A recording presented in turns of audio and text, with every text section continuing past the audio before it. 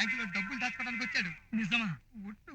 హే భగవాన్, ఈ ఊళ్ళో అందరూ లోన్లు కోసం వచ్చేవాళ్లే గాని ఇలా డబ్బులేసే పెద్ద మనిషిని ఇప్పుడే చూస్తున్నాను.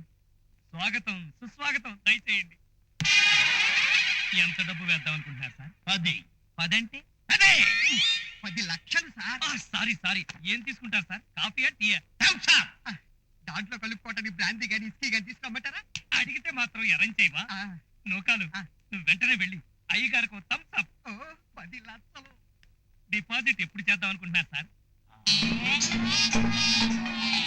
ఏంటి సార్ వెతుకుతున్నారు? మీ బ్యాంక్ లో డబ్బేస్తే సేఫ్టీగా ఉంటుందా లేదా అని. భలే వాళ్ళు సార్, మా బ్యాంక్ 100% సేఫ్. వాచ్మెన్ ఉన్నాడా? ఉన్నాడు సార్. లాకర్లు ఉన్నాయా? ఉన్నాయి సార్. గోడలు గట్టిగా ఉన్నాయా? మీ డబ్బు గురించి మీరు భయపడాల్సిన పనే లేదు సార్. ఐరన్ సేఫ్ లో పెట్టి తాళం వేస్తాను సార్. ఒకవేళ ఐరన్ సేఫ్ బద్దలు కొట్టి దొంగలు దోచుకెళ్తే? అలా జరగదు. జరిగితే? అలా ఎప్పటికీ జరగదు సార్. నన్ను నమ్మండి సార్. నమ్మమంటావా? నమ్మాలి సార్. మనిషి జీవిత చక్రం నమ్మకం అనే ఇరుసు మీదే ఆధారపడి తిరుగుతోంది. నమ్మకమే జీవితం. మళ్ళీ చెప్పు. నమ్మకమే జీవితం. మళ్ళీ చెప్పు.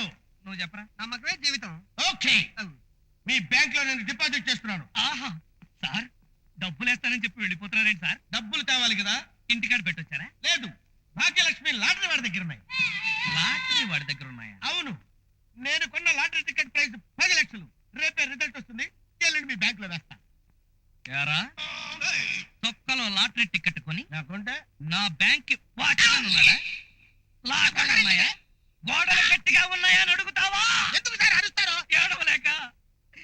₹1 పెట్టి లాటరీ టికెట్ కొని 10 లక్షలు దొబ్బేసి బ్యాంకులో వేసేద్దామనే. ఎందుకు వేయకూడదు సార్? నమ్మకమే జీవితం. జీవితం నమ్మకం మీద ఆధారపడింది సార్. మీ బ్యాంక్ లో డబ్బేస్తే సేఫ్టీగా ఉంటుందని మీకు నమ్మకం ఉన్నప్పుడు నాకు లాటరీలో 10 లక్షలు వస్తుంది నాకెందుకు నమ్మకం ఉండకూడదు సార్? నమ్మకమే జీవితం.